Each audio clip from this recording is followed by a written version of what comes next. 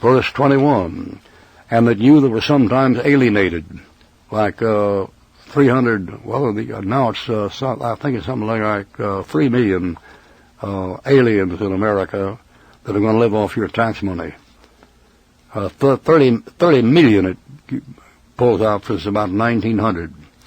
And they're alien people coming in who aren't going to work. They're going to live off charity, and that's going to be you. That's the great new global citizen. And you were sometimes alienated and enemies in your mind by wicked works, yet now hath he reconciled. How? Through his blood. How are you now reconciled? Not through the church. How are you now reconciled? Not through the preacher, not through your parents, not through baptism. How are you reconciled? How could God reconcile you to himself so you be saved? Well, look at the next verse. Look at it. Now he hath reconciled you, where? In, verse 22, look at it, Colossians 1:22, in the body of his flesh, through death, not water baptism, through death. That's how you were reconciled.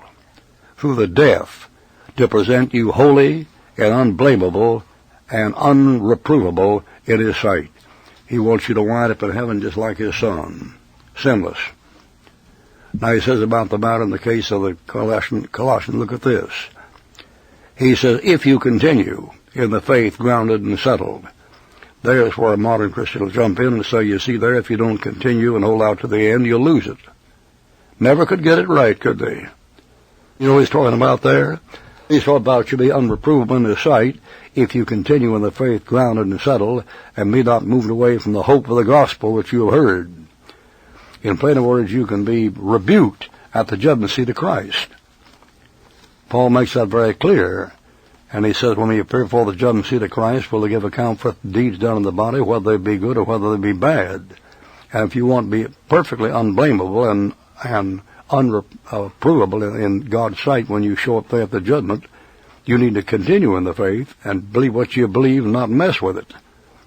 Otherwise, you'll get a rebuke for it. If you continue in the faith grounded and settled and be not moved away from the hope of the gospel, don't get out there somewhere after you've been saved a couple of years and try to trust something else to save you. It won't do it. Don't be moved away from the hope of the gospel. What's the hope of the gospel? The hope of the gospel is you'll show up with a perfect body just like Jesus Christ, and you'll be presented before God holy like Christ, unblameable like Christ, and unreprovable like Christ in his sight. You have the passage that said, who shall change our vile body and fashion it like according to his glorious body, by that working whereby he is able to subdue all things to himself. He's talking about a perfect body there you're going to get someday, and unblameable and reprovable in his sight. Now that's your case. And if you haven't trusted Jesus Christ, you don't have the atonement, you don't have the reconciliation, you are alone in the world without hope and without God, and when you hit the judgment, you're not going to hit the judgment seat of Christ at all. You're going to hit the white throne judgment. And that's for the unsaved. That's in Revelation chapter 20. Now it tells the Christian to continue in the faith grounded and settled. That is, have assurance about your salvation. We know we've passed from death to life because we love the brethren. We love him because he first loved us. Continue in the faith grounded and settled. Don't let anybody move it from you and get you to trust water baptism, or talking in tongues, or getting slain in the Spirit, or running a prayer wheel, or twiddling the beads. Don't let them take you away from it at all. And be not moved away from the hope of the gospel. What's the hope?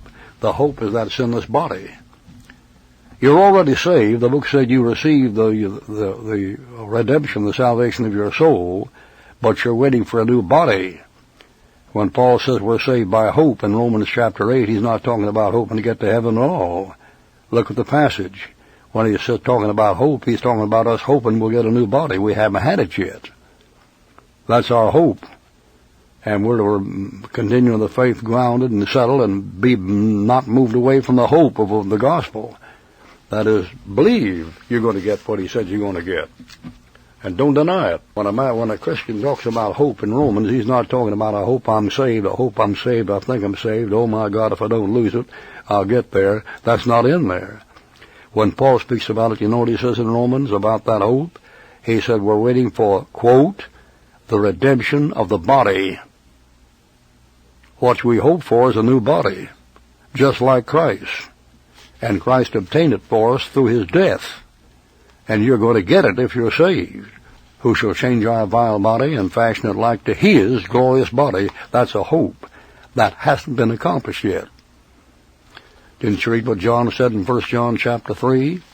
Beloved, now are we the sons of God, and it doth not yet appear what we shall be, but we know, here's the blessed hope, we know when he shall appear, we shall be like him. There it is. That's your hope. That's the blessed hope. The blessed hope is you wind up just like Jesus Christ.